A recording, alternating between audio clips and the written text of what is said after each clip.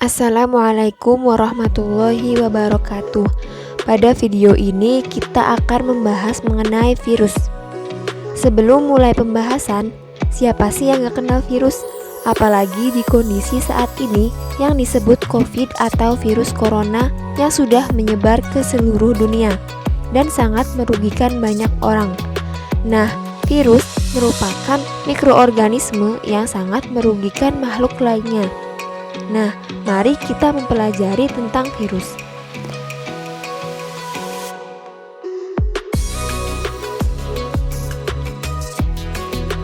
Jika kita ngomongin sakit, pasti musuh terbesarnya adalah bakteri. Mikroorganisme ini ditemukan oleh Anthony van Leeuwenhoek. Sekitar 100 tahun yang lalu, penisilin ditemukan sebagai antibiotik pertama di dunia dan menjadi obat untuk melawan bakteri. Sebelum ditemukannya penisilin, ada penemuan sumber penyakit baru dengan ukuran jauh lebih kecil dari bakteri. Mikroorganisme ini berasal dari tanaman tembakau. Pada tahun ini, muncul bintik kuning yang menyerang tanaman tembakau, dan orang pertama yang melakukan percobaan pada daun tembakau adalah Adolf Meyer. Pada penelitiannya, Adolf meyakini adanya mikroorganisme yang menyerang tanaman tembakau tersebut, meskipun tidak terlihat hipotesisnya adalah bakteri. Tahun ini, Ivanovsky memulai percobaan dan berharap organisme yang menyebabkan tembakau sakit itu benar-benar bakteri. Ia melakukan uji getah tembakau. Dalam penelitiannya, ia menyaring getah tembakau tersebut, kemudian diberikan ke tembakau yang sehat, namun hasilnya sangat berbeda dengan apa yang ia harapkan. Ivanovsky menyimpulkan bahwa organisme yang menyerang daun tembakau itu bukanlah bakteri, karena getah hasil saringannya itu menyebabkan tembakau sehat menjadi sakit. 5 tahun kemudian, Martinus mencoba untuk mencari penyebab penyakit yang menyerang tembakau tersebut. Adapun yang ia ujikan adalah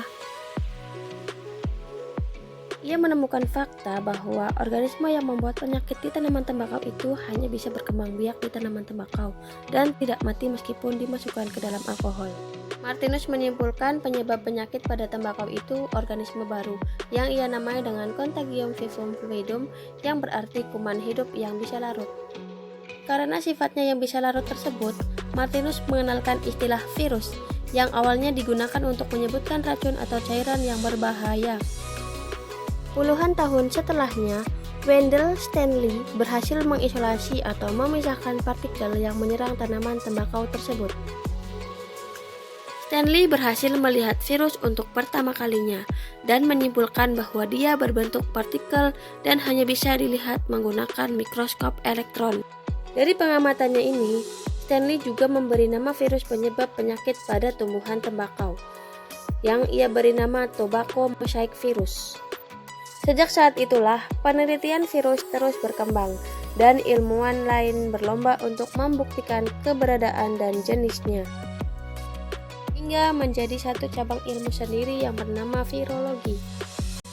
Selanjutnya, kita akan membahas mengenai ciri-ciri virus, struktur tubuh virus, dan bentuk virus. Yang akan pertama kita bahas yaitu ciri-ciri virus. Ciri yang pertama yang dimiliki virus yaitu hanya memiliki satu jenis asam nukleat yang diselubungi oleh kapsid atau selubung protein, yaitu asam nukleat DNA saja atau RNA saja. Ciri yang kedua yaitu ukurannya sangat kecil, antara 25-300 nanometer. Ciri yang ketiga yaitu tubuh virus tidak berbentuk sel, sehingga virus ini tidak memiliki inti sel, tidak memiliki membran plasma, dan tidak memiliki sitoplasma. Ciri yang keempat yaitu virus hanya dapat hidup dan berkembang biak pada sel hidup, atau dikenal juga sebagai parasit intraseluler obligat. Ciri yang kelima yaitu virus merupakan suatu makhluk hidup metaorganisme, yaitu makhluk bentuk peralihan antara benda mati atau memiliki sifat yang dapat dikristalkan dan dapat dikembangbiakkan. Selanjutnya, kita akan membahas mengenai struktur tubuh virus. Coba perhatikan gambar virus berikut ini. tiga bagian utama tubuh virus. Yang pertama ada kepala, yang kedua bagian inti, dan yang ketiga bagian ekor virus. Pada bagian kepala virus terdapat yang namanya kapsid, yaitu selubung protein yang berfungsi sebagai pembentuk tubuh dan pelindung bagi virus dari kondisi lingkungan luar virus. Yang kedua, pada bagian inti terdapat yang namanya asam nukleat DNA atau RNA yang menjadi bahan genetik hidup virus, yang berfungsi untuk memberikan instruksi pada bagian lain virus dan untuk bereproduksi virus. Pada ekor virus terdapat bagian yang namanya selubung ekor, serabut ekor, lempeng dasar, dan jarum penusuk. Ekor virus ini berfungsi untuk menempelkan diri virus pada sel inangnya. Selanjutnya kita akan membahas mengenai bentuk virus. Ada bentuk spiral, ada bentuk ikosahedron, ada bentuk berpelindung, dan ada bentuk kompleks virus. Yang pertama yaitu bentuk spiral. Pada virus bentuk spiral, genom asam nukleat melilit di dalam kapsid protein berbentuk silindris. Kapsid ini memiliki struktur seperti untaian benang. Contoh virus bentuk spiral yaitu tobacco mosaic virus. Yang kedua, bentuk ikosahedron. Virus ini berbentuk 3 dimensi. Bentuk ini sangat mudah dikenali karena bentuknya simetris. Contoh virus bentuk ikosahedron yaitu virus demam dengue. Bentuk ketiga yaitu bentuk virus berpelindung. Beberapa virus memiliki selubung, yaitu kapsid dilapisi oleh membran lipid yang dikenal dengan selubung virus. Selubung ini berguna untuk menghindari sistem kekebalan tubuh sehingga virus dapat menginfeksi inangnya. Contohnya yaitu virus influenza dan HIV. Contoh yang keempat yaitu virus bentuk kompleks. Virus ini tersusun dari berbagai jenis protein yang bekerja sama untuk melindungi genom, menempel pada sel, dan menyuntikkan asam nukleat ke dalam inang.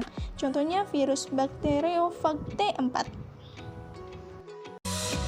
Selanjutnya adalah bagian yang ketiga, yaitu reproduksi virus.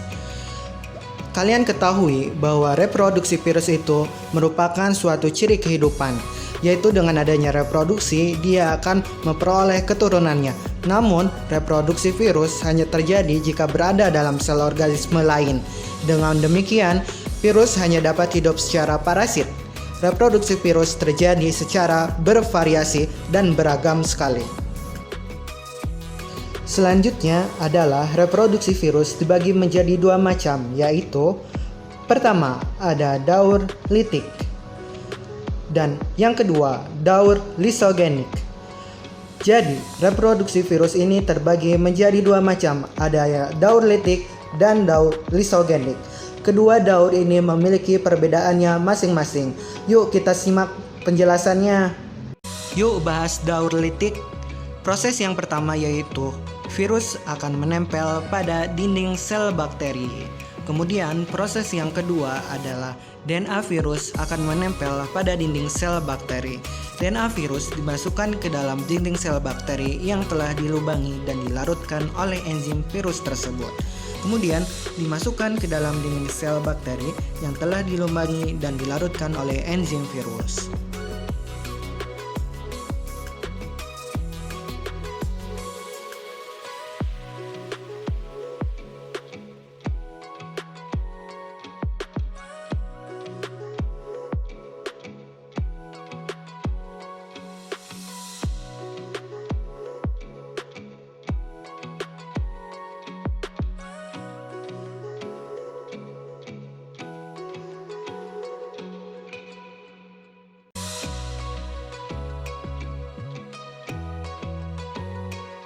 Berikut adalah gambarnya, di mana gambar tersebut adalah proses daur litik.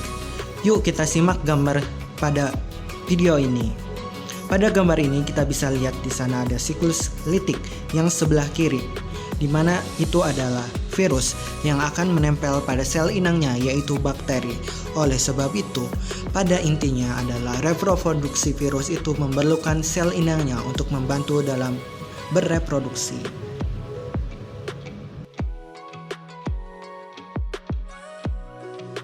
Yuk kita bahas yang kedua yaitu daur lisogenik. Pada daur lisogenik ini memiliki tahapannya. Yang pertama yaitu virus akan hidup pada tempat yang spesifik di permukaan sel dan sebagainya. Bisa disimak. Yang kedua, DNA virus kemudian menyisip ke dalam DNA bakteri dan membentuk profage. Itu adalah proses yang keduanya.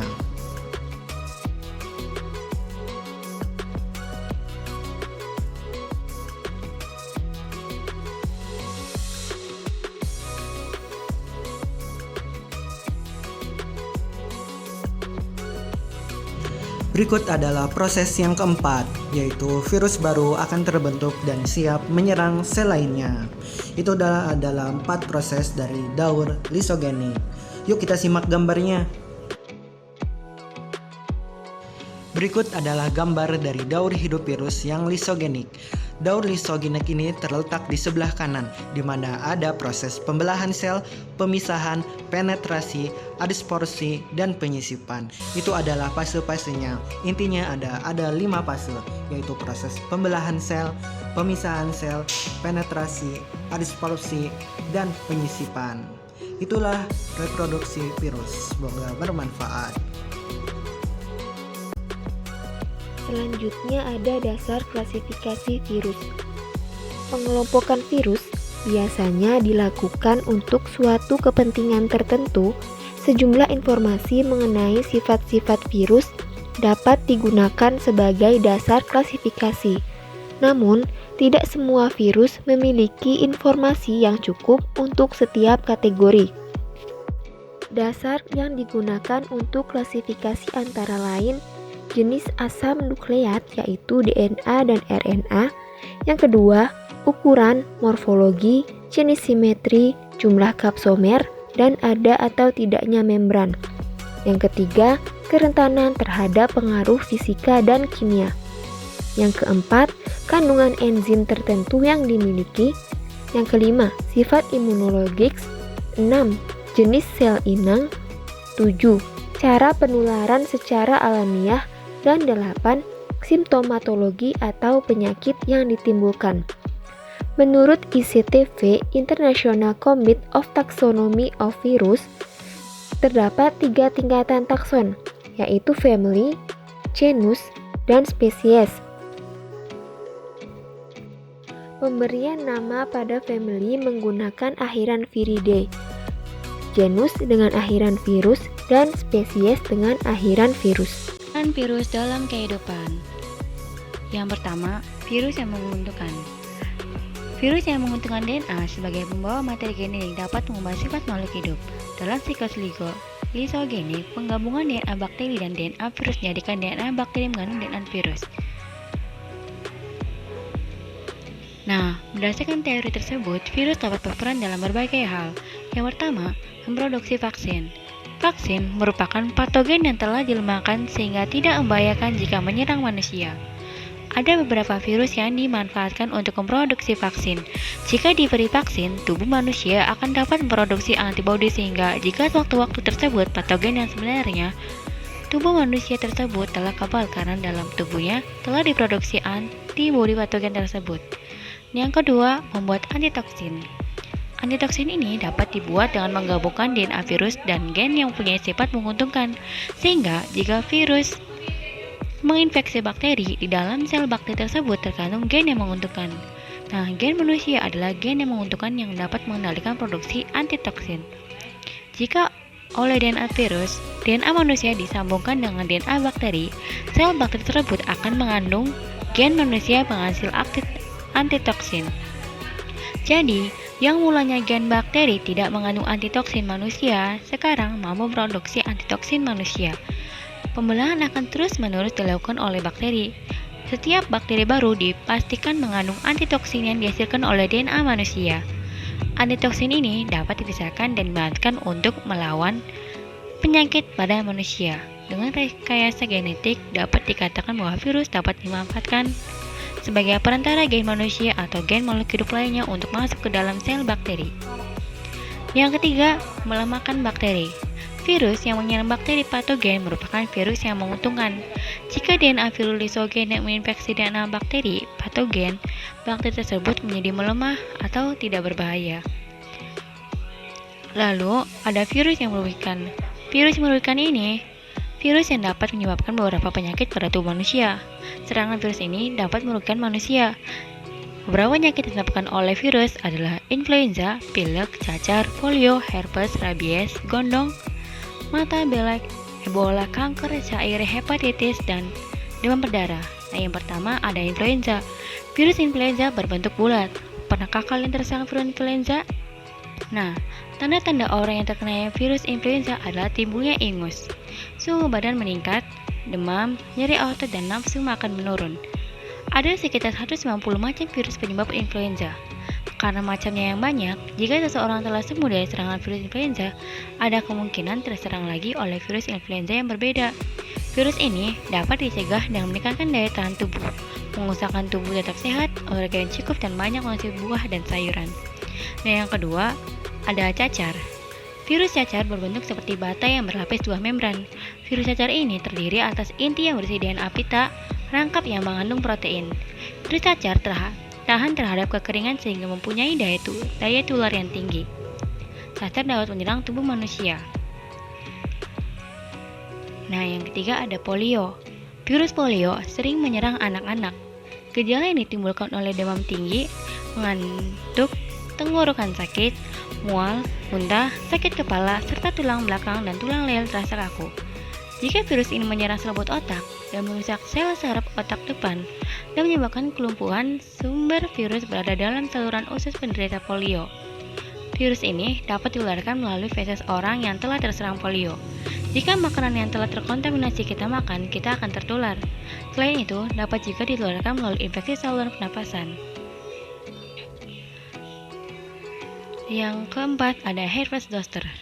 Herpes zoster disebabkan oleh serangan virus varicella yang menyerang saraf sensoris. Herpes ini biasanya disebut dengan cacar air. Pada anak-anak, cacar air merupakan penyakit yang ringan. Tetapi, pada orang dewasa, serangan virus ini dapat mengakibatkan kematian. Gejala yang ditimbulkan oleh serangan virus ini adalah demam dan timbul gelembung kulit yang datar. Selanjutnya ada rabies. Rabies atau penyakit anjing gila. Ini disebabkan oleh virus rabies yang menyerang sistem saraf pusat penderita. Virus rabies dapat menginfeksi semua hewan berdarah panas, seperti anjing, serigala, dan kucing. Penularannya dapat melalui gigitan dari hewan yang telah terinfeksi. Masa inkubasinya adalah 10-14 hari. Virus rabies juga dapat menginfeksikan manusia. Gejala yang ditimbulkan oleh hirdofobia atau takut air, sakit kepala, tertawa tanpa sebab, lesu, demam, gugup, dan lumpuh. Selanjutnya ada gondong. Penyebab gondong adalah serangan virus RNA yang menginfeksi otak, kelenjar parotid, pankreas, dan jantung. Biasanya, infeksi pada kelenjar parotid menyebabkan bengkak di belakang telinga. Orang yang pernah terserang virus ini akan memiliki kekebalan terhadap gondong. Kemudian ada mata belek. Mata belek. Virus belek menyerang mata. Virus belek mengakibatkan rasa sakit, mata merah, bengkak, mengeluarkan air mata, dan mengeluarkan kotoran mata yang banyak. Selanjutnya ada Ebola. Virus Ebola hanya menyerang manusia dan kera. Awalnya, virus Ebola menyerang sel darah putih, makrofag, dan fibroblast. Setelah itu, virus menyebar ke seluruh jaringan tubuh dan jaringan ikat di bawahnya. Selama 7 hari atau setelah 7 hari, penderita akan mengalami pendarahan di dalam tubuh dan menderita kerusakan ginjal dan hati. Keadaan ini menimbulkan demam, sakit kepala, dan lelah sekali. Kemudian ada kanker. Kanker juga dapat disebabkan oleh virus. Virus yang menginfeksi akan mengalami penderita sel yang tidak ada hentinya, sehingga dapat memicu timbulnya kanker. Selanjutnya ada demam berdarah atau DB.